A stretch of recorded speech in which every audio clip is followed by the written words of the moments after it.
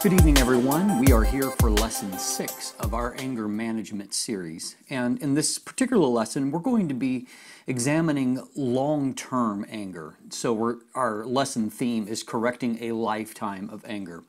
We've talked a lot leading up to this point about how to deal with anger in the moment. So we've defined anger, we've defined what it should accomplish, how it rarely does that. We've talked about the difference between when we experience anger and starting to understand whether it is definitive anger or it has been corrupted anger, and how to deal with all of that. We've talked about explosive anger and then the anger that implodes and rests within us. And it's kind of leaping off that final point, that implosive anger, that we arrive at our lesson here. Because while, as I've said, we've talked a lot about how to deal with anger as it happens, our challenge for many of us is that the anger that we are experiencing at this stage is not something that's happening in the present, but something that has been with us for a long time. Or in other cases, people start to see changes in behavior, and they don't really understand what the cause is. And the cause, in many cases, as we're about to see, is unresolved anger issues from the past. It's my experience that when people are young, they typically have a certain amount of resiliency that allows them to cope with issues from their past.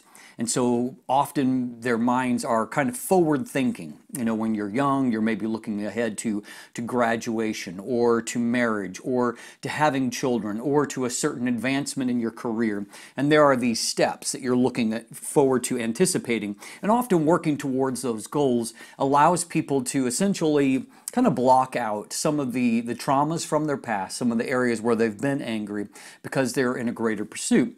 Somewhere about the middle years, however, people's lives have often started to set into a pattern at that point. They're typically married, they typically have children, their career is probably at a point where maybe it hasn't reached its zenith as of yet, but it's more starting to plateau out, and it's less of a constant advancement. Often at that point, people also start to consider their mortality, as your body starts to change a little bit and you start to feel the early stages of the process of aging. And so many people go through a midlife crisis, as it's often referred to. But in many cases, one of the lead contributing causes to that is actually unresolved anger issues that people have held inside and never really dealt with for a long time. Now, a big chunk of our lesson here this evening is going to be actually looking at a story from a gentleman. This is a real-world story, though names have been changed, but a real-world story of someone that came into Dr. Gary Chapman's practice. And Dr. Chapman's book on anger is our kind of textbook for this, and it's a resource that I strongly recommend, because he tells the story of this gentleman, and I'm going to read quite extensively here. But as a part of that, I'm hoping that as I read, you'll be able to, some things will resonate with you. And I find that this is often the case, that, if I'm actually in a room with people, that people will start to nod, and often it will start to stir up some things in them. And that will really help us. And so don't despair if I'm reading for a long time. Our wrap-up will be more at the end to kind of isolate a few of those things and to help to present it to you, and so you can do what Mike was eventually able to do. So we're going to tell you the story of the mild-mannered doctor. Mike was a mild-mannered, extremely successful physician, yet his wife Julie had a major complaint. For the last year, he had been snapping at her and the boys for every little thing, she said. I'm tired of it, she told me. I don't know what is going on inside of him, but I know that it's not good for me and the boys to continue to hear his complaints. Nothing we do pleases him. She explained that the early years of their marriage were great. Mike was very loving and caring. He seldom made a critical remark. But about 2 years ago, he began to change, and Julie reported it's gotten worse over the last year. I asked what might have happened 2 years ago to affect Mike. Nothing I can think of, Julie replied. His mother did die about that time, but she had been in a nursing home for 4 years, and for the last year hardly knew who Mike was. So I don't think her death would have had anything to do with this. Is there anything else about your relationship that bothers you? I asked. Mike seems to have lost his enthusiasm for life, she said. He used to be so excited about his work and the family. He was always planning things for us to do. He rarely does that anymore. He seems to have lost the spark that used to be there. At the conclusion of our session, I recommended that Mike come alone for the next session, and after that I'd like to see both of them together. Julie agreed. 2 weeks later, when Mike and I got together, I briefly described Julie's visit and my desire to see him privately to get his perception of what was going on. Then, if both of you are willing, I'd like to see the two of you together. Fine, Mike said. I know that we've got some problems and we need to deal with them. As you look at the early years of your marriage to Julie, how would you characterize those years? I inquired. We had a good marriage. We did a lot of things together. We enjoyed being with each other. We had lots of fun. When our boys were born, even though they required a lot of time, we still made time for each other. I think we had a good marriage. In fact, I think we still have a good marriage. But things have been a little rocky for the last year or so. From your perspective, what has made the marriage rocky over the last year or so? I inquired. Well, I think I've been under a lot of stress at work, Mike said. And I think the kids have become more demanding for Julie. She seems to stay tired all the time. I guess we're both under a lot of stress. Mike went on to describe his struggles with irritability and a lack of interest in things that used to engage him. In fact, I seem to have lost my bounce, he said. I'm not very excited about my work or anything else. Frankly, this bothers me more than anything. How long have you been feeling this way? I asked. A year or so, I guess. It just seems to have gotten worse within the last 2 months. I asked Mike some questions about his childhood and learned he had a younger brother and a half-sister. My dad left my mom when I was young. He remarried and had a daughter in that marriage. She's 10 years younger than I, but actually I'm closer to her than I am my brother. His brother and he did not get along very well, Mike explained. Then he added, with Dad being gone, we both wanted to be the man of the house. Seems like we were always fighting about something. After I went to college and he went into the military, we didn't keep in touch very much. His father was an alcoholic, he said. When he was still at home, he was okay when he wasn't drunk. But when he got drunk, he was violent. I don't have good memories of my childhood. After Dad left, we didn't see him for about 5 years. But when I started college, he said he wanted to help me, which he did. After that, we saw each other once in a while. But we've never really had a close relationship. And what about your relationship with your mother? I asked. Mom had her own problems, he said. Maybe that's what drove Dad to drink. I don't know. She was very critical, not a warm person. After Dad left, she worked hard to make sure we had food and a place to live. I respect her for that, but she was hard on me and my brother. I was actually glad when it came time to go to college. Unlike his father, Mike's mother did not remarry. She died about 2 years earlier, Mike said. In her later years, she had developed Alzheimer's, and during the final 3 years before she died, her health steadily declined, and she didn't always know her son when he visited. Do you think you have a lot of resentment towards your mother and father over the years? I asked. I don't know if it's resentment, he said. I think I felt sorry for them through the years. Both of them had a rather empty life. Mike revealed that in college he had fathered a child out of wedlock. The baby was put up for adoption. Julie knows about this, but we have never told the kids. I don't think they need to know. I could tell that Mike was being very vulnerable with me. I could also tell that he was beginning to feel uncomfortable, so I changed the subject. When you're driving a car and you're stopped at a traffic light, when the light turns green and the person in front of you doesn't move immediately, do you honk the horn? Ha! I'm guilty, he replied. I'm usually calm, but when I get behind the wheel, I guess all my hostility comes out. You know, people do stupid things, so I yell at them if I'm by myself. If Julie and the kids are in the car, I try to keep it under control. But I've always been a horn blower.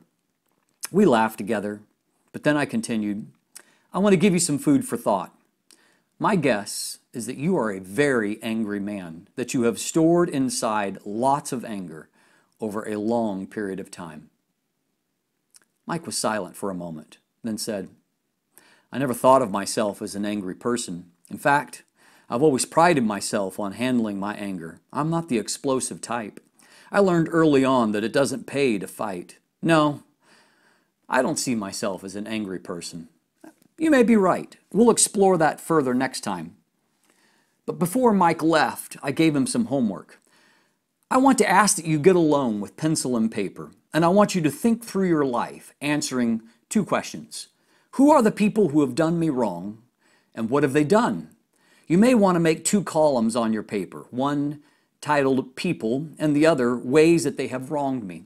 Begin with your earliest memory. Focus on your childhood, your relationships with your mother, father, and brother. If all of them wronged you at one time or another, which would be pretty normal, list their names and list the ways in which they wronged you. Be specific when you have specific memories. For example, if your brother hit you over the head with a ball bat, put it down. Once you have finished with your family, take a look at your school career. Go back as early as you can remember. Did a teacher or student wrong you? If so, put the person's name and what he or she did.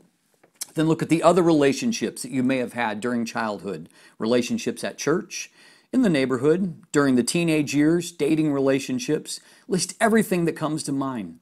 Then move to the college years. Think in terms of professors, fellow students, girlfriends, or others. Then go through your medical school experience, your residency, and all of your vocational settings up until the present. Then look at your relationship with Julie and the children. Begin with your dating relationship and move through your marriage. Think about your relationships with your extended family, business associates, and others. Try to be as comprehensive as you can. You can see why I said this may take some time, but I think it will be very helpful, so I ask that you give it your best effort. I sense that Mike didn't know exactly where we were going with all of this, but he was intrigued with the idea and readily agreed. I would also like to suggest that the two of us meet one more time before we invite Julie to join us. Fine, he said. I'll tell Julie. 2 weeks later, Mike returned to my office with a yellow legal pad with 3 pages of names and events where he had been wrong throughout his life. This assignment was very revealing, he said. I never thought about this before, and I never anticipated I would come up with all of this. But once I started, my memory kicked in, and it flowed faster than I could write. Actually, it was a very painful experience. I've never spent this much time thinking about my past. I've always been busy accomplishing my goals. My philosophy has been, you can't change the past, so why bother with it? Well, there's some truth to that philosophy, but there are 2 other realities, I said. One is that we can learn from the past, and the other is that the past often affects our present behavior. I took Mike's list, read his father's name first, and silently read the statements describing the wrongs that his father had done.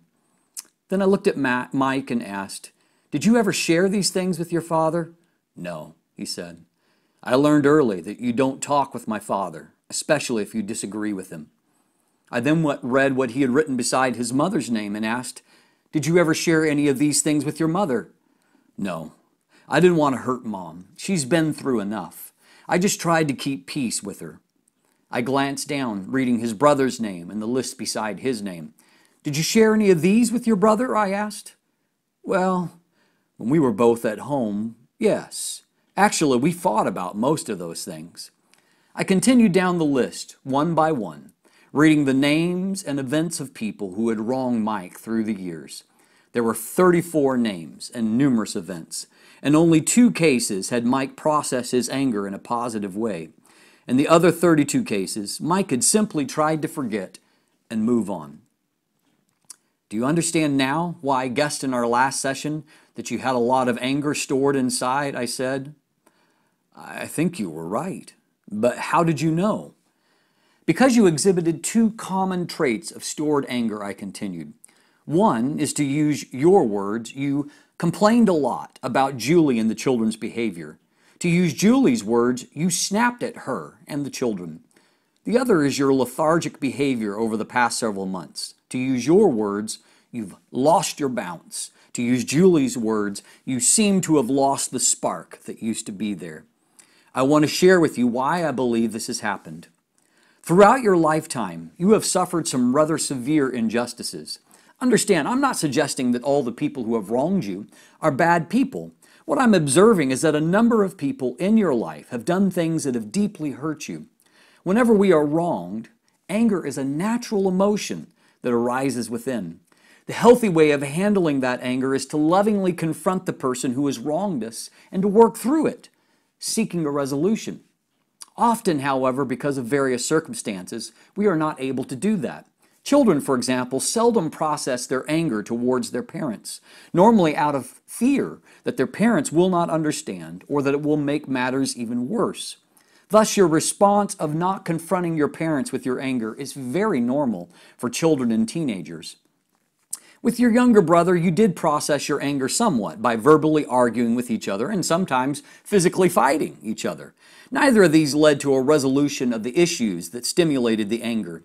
In most of the other situations that you have described, your response was to try to forget about the wrong that had been inflicted and to go on with your life. However, anger is not resolved that easily. In fact, wrongs are not forgotten unless they are first processed. The fact that you can remember these several years after they happened indicates that you have not really forgotten them. Mike was listening quietly, nodding his head at key points. I continued. Whenever we have experienced a series of wrongs over a long period of time, our emotional ability to absorb these wrongs is stretched beyond capacity. One of two things begins to happen. We begin to express this anger, not towards the people who perpetrated it through the years, but toward other people in our present setting, in your case, towards Julie and the children. So you begin to verbalize your anger by making critical remarks towards them. That is clearly a different approach from the one you have made through the years.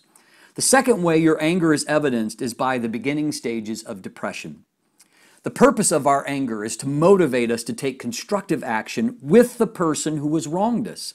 But if we fail to do this, unresolved anger becomes a dark cloud over our lives. We have been wronged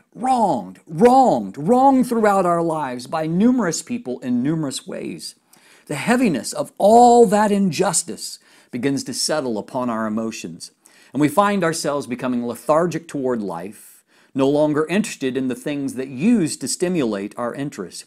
If positive steps are not taken, the person goes on to become more and more explosive and/or more and more depressed. It all makes a lot of sense, Mike said. But why did all of this just start happening only recently? I think it was triggered by your mother's death, I responded. Even though she had been sick and in the nursing home for the last 3 years of her life, I think her death touched the deep, unresolved emotions that were inside and brought all this to the surface again.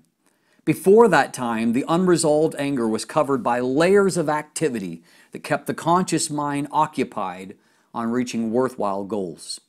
Like a latent infection, Mike interjected, waiting for a stimulant. Exactly. That makes a lot of sense, Mike said. But what am I going to do about it? I can't go back and talk to all these people. My mother is dead. My father would never understand. Some of the other people are also dead, and others, I have no idea where they live. That's true, I said, so I'm going to make another suggestion. What I'm going to suggest will not rebuild relationships with any of these people. In fact, some of the people you no longer have a relationship with anyway. But what I'm going to suggest will process your anger in a positive way and allow you to change the two negative behaviors you are now experiencing. I knew that Mike was a strong Christian and that he would understand the biblical foundation for what I was about to suggest. I want to begin by reminding you about two basic fundamental characteristics of God. Number one, God is loving. Number two, God is just. God cares about the well-being of His creatures, but God is also just and ultimately will bring all men to justice. That's what the cross is all about. Christ took the full penalty of our sins, and for those that accept that, God will forgive and can still be just. But there's one other biblical concept. The Scripture says that vengeance is mine, I will repay, saith the Lord. It is never our job to vindicate ourselves by making people pay for the wrongs they have done towards us. They will either confess those wrongs to God and experience His forgiveness based upon what Christ has done for them, or they will face God with those sins and he will be the ultimate and final judge. Now here's what I want to suggest, I said, looking directly at Mike. As soon as possible, I want you to take this legal pad and get alone with God. I want you to read each name and each offense to God. Read it aloud. Then say to God, you know what my father did. This and this and this and this. And you know how wrong it was for a father to do these things to a child. And you know how much they hurt me. They've been inside all these years, but today I want to release my father and all these wrongs to you. You are a just God, and you are a loving God. You know everything about my father.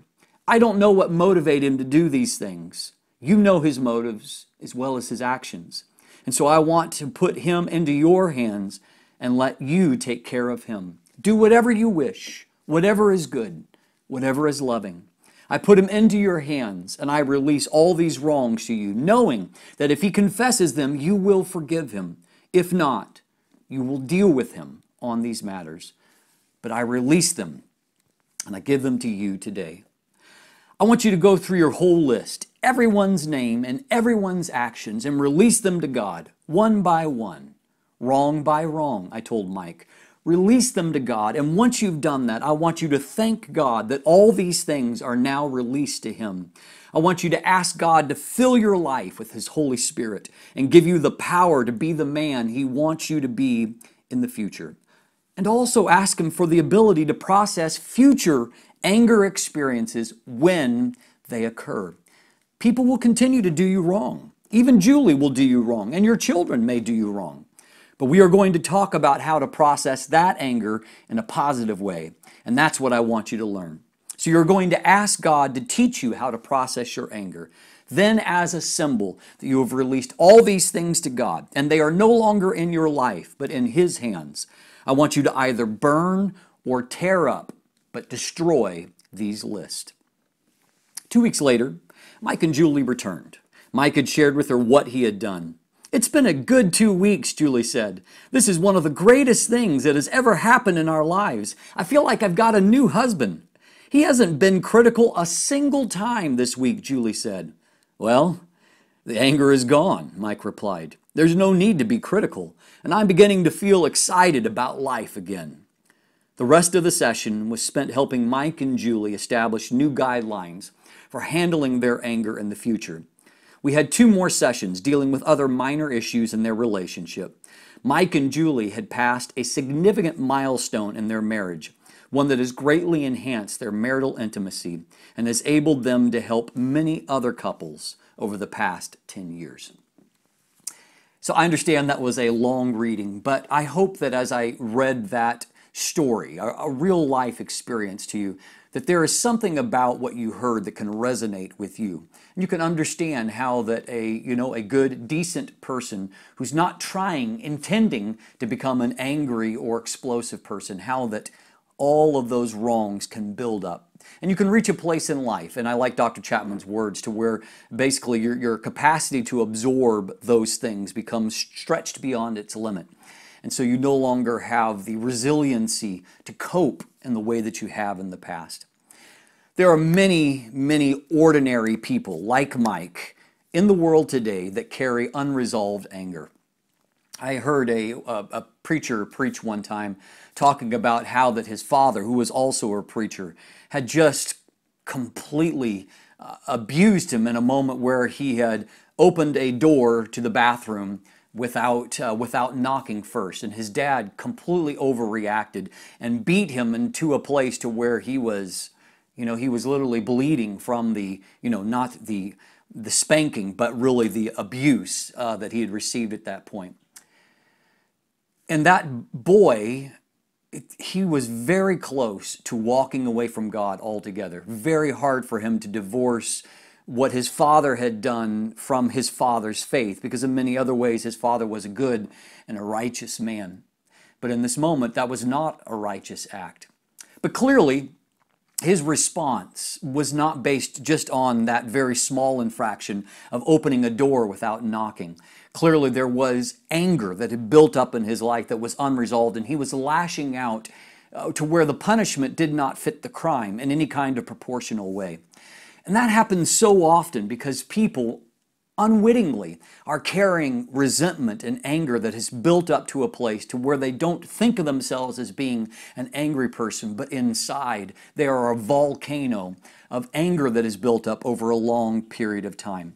And sooner or later, unprocessed anger will express itself in either violent behavior towards innocent people or in deep, unresolved depression. And people will go often in one of two directions, or maybe even some of both, as we saw in the case of Dr. Mike.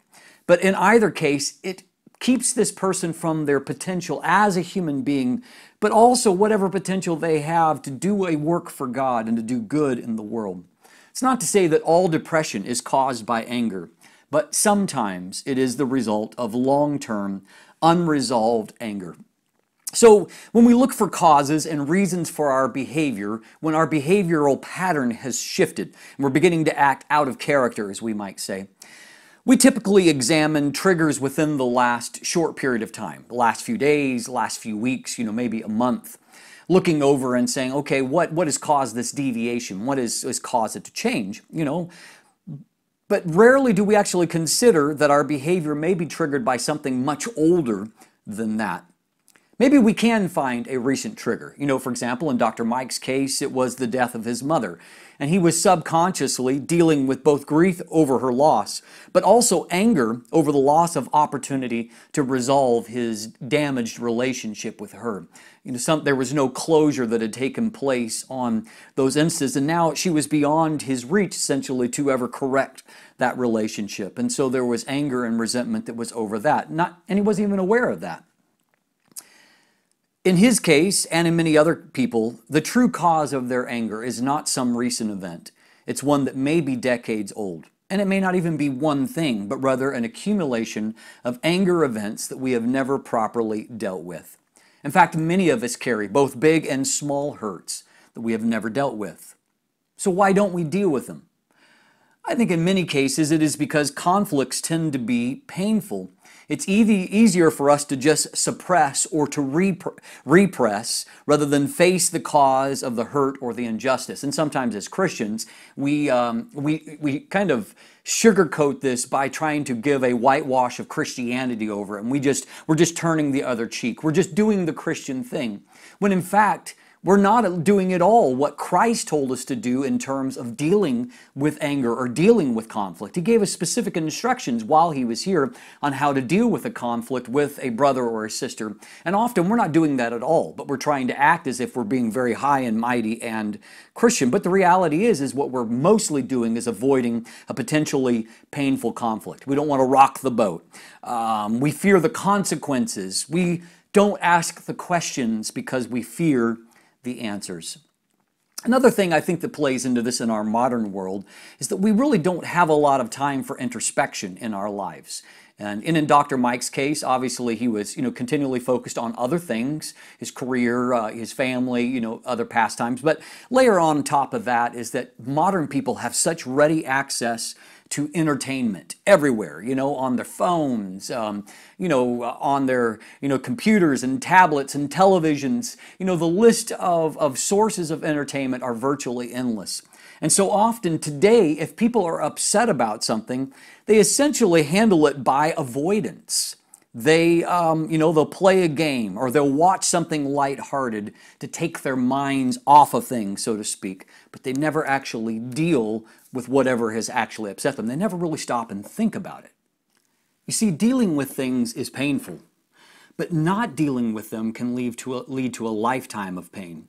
It's hard for us to imagine in a day in which, if you're having some kind of dentist procedure or, surgery procedure, often you are medicated to the place to where you basically don't feel everything. We have anything. We have all these buffers to keep us from experiencing pain.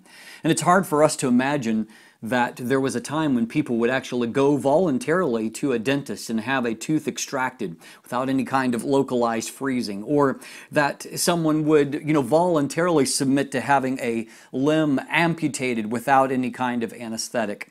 We can't comprehend coping with the severity of that pain, but people were willing to experience extreme short-term pain in order to avoid lingering pain or damage that could, cause even, greater destruction to their body. But very much like this, there has to come a point emotionally when we are willing to take a little bit of a short-term hit to go through the process. And I will tell you that as someone who has gone through this process myself, it is a very painful process in the short term. There's a lot of things that we don't want to think about, that we're uncomfortable thinking about. And so we avoid that place because we touch it a little bit and we feel pain in response. And so we want to avoid that pain, not realizing that that thing is poisoning our life on a daily basis. And so you have to be willing to face the pain, to go through that extraction, that amputation process in order to cause a lifting of pain and a burden in the future. We have to be willing also to work through the process. And you often go through a process when you try to process long-term anger that is very similar to a grieving type process. As you, kind of pull open that scab and bring out that wound, you might feel anger afresh over it, and you might feel really hurt and really done wrong. And then often that will be followed by the stage of denial, and then eventual acceptance, and finally closure. There are steps you have to go, and if you're willing to go the distance, you will find that there is so much joy and freedom that is on the other side of the process. But you have to be willing to work the process. And so as we begin to wrap this lesson up, let's recap the steps that you need to take if you want to go through this process and release a lifetime of anger. Number one, as was recommended to Dr. Mike, you need to make a list of significant wrongs that were done to you. You see, the key to discovering what might be the true source of your present behavior is to look at the causes of anger throughout your life. Again, anger is a natural response to injustice. So look at the significant ways that you have been wronged over the years. Not every time that you got cut off in traffic or, there was some minor inconvenience, but the ways that, as we talked about, that you have definitively been wronged over the years, to the best of your knowledge. Write down those. That will be a painful process. I can assure you of that. And it will also be a time that you may struggle if your natural instinct is to try to cover for other people, to try to sugarcoat events and so in order to stay positive. It can be extremely painful to drop that facade, that coping mechanism for a while, and to really be honest about areas that you have been hurt and wounded. I'm that kind of person, and so for me, that was a very painful part of the process. Not that and I'm very careful, I never want to define myself as a victim, and I don't believe that I'm a victim, and so you sometimes feel like you're going down that rabbit hole, but that's not the purpose of this exercise. It's not to get you to a place where you say, I now realize that I've been wronged by a lot of people. No, the point of this is to establish where these things were that have never been properly processed. And so it will be painful as you begin that process, and you will be tempted to stop. But remember, you are healing the wound. It hurts more temporarily, but it will liberate you from future pain. So make the list, number one, of the ways you have been wronged. Number two, analyze your responses. As you go over that list, it's important also to be honest about those instances, about the way that you reacted in the moment. As you relive those painful moments, you're not just thinking about what others did to you, but what you did or what you didn't do in response. Now, there's a likelihood at this stage that you may experience some anger and resentment at yourself. And we'll talk more about being angry at yourself in a later lesson. But as we look back and we realize, particularly if your character has grown and changed and you've become, maybe a little stronger or a little more able to stand up for yourself, it may be very painful as you honestly think about ways to where you were maybe even cowardly in that moment. But I want to encourage you to continue this process, because the point of this is not to get down on yourself, but rather to analyze your response and to answer the question, did I properly process my anger? Did I deal with that to where I resolved it? Not just tried to forget about it, but I resolved it. And there's a good chance that you didn't. And so this process is the means by which you can change that. You had no closure on that injustice, but now you have an opportunity to initiate that closure and thus to really heal from it. Our third step has a branching path, and this branching path is one we've talked about previously. We've talked previously that as Christians, we essentially have two options of dealing with anger incidents and with people who have made us angry. The first of those is to, if that person is not available, to just release that anger to God. And we've talked about that process before. And the other, of course, is to lovingly confront them. When you're dealing with long-term anger, your options sometimes become more limited.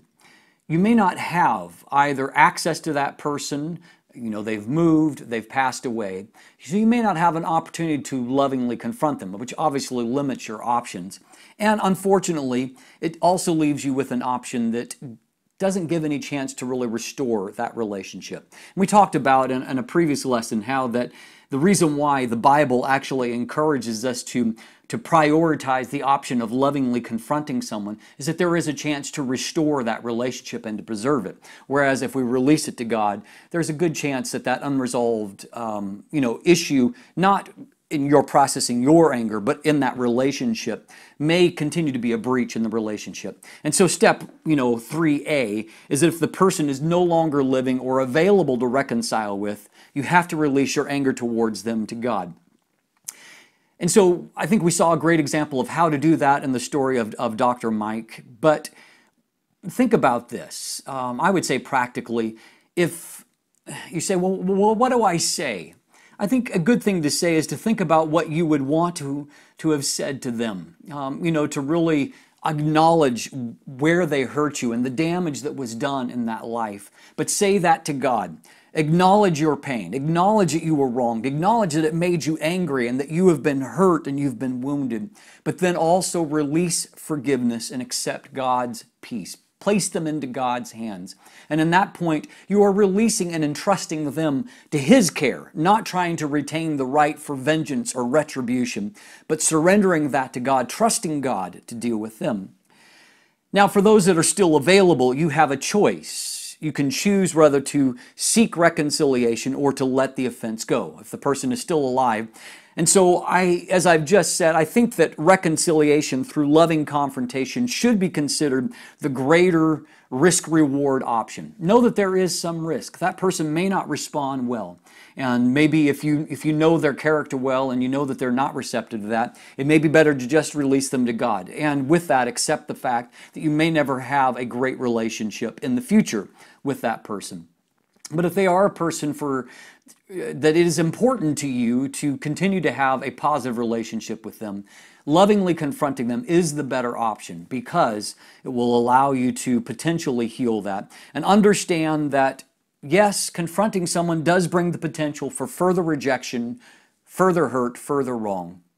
But you have to evaluate, is it worth that risk to either retain a relationship or to make it a healthy relationship? And if you determine the answer is yes, then you should lovingly confront them. The fourth step is potentially to involve a mediator. Maybe that relationship is so fraught with pitfalls that you want to try to confront them, but you really fear doing it alone. And so in this case, it can be helpful to have a support system, a pastor, a professional counselor, a trusted friend, not someone that's just going to be there to raw your back, but someone that you trust to be wise and to be as impartial as possible. Because that person's role is not to help you gang up on the person, but rather it is, above all, it is to help to temper your expectations and your frustrations if everything doesn't go as you planned. They can help you, to kind of bring you, back down or steady you out and maybe give you some food for thought. And sometimes a third party with less emotional investment can help keep the process from becoming sidetracked as well and can do a bit of playing referee in that process. It is important to involve an outside perspective because we do tend to get tunnel vision when we have been hurt. And so it may be a wise idea, if it's a fraught situation, to involve a third party, a mediator of some kind. The fifth and final step here is to seek forgiveness. Now, this is such an important step that we're going to be talking in our lesson next week entirely about forgiveness. It is something that Christians think that they understand, but often don't really properly understand. And there are some really important truths to be delved in that. And so I'm not going to try to build on all that obviously right here as we conclude this lesson, but understand that at this stage we are often focused on the apology that we want from someone else.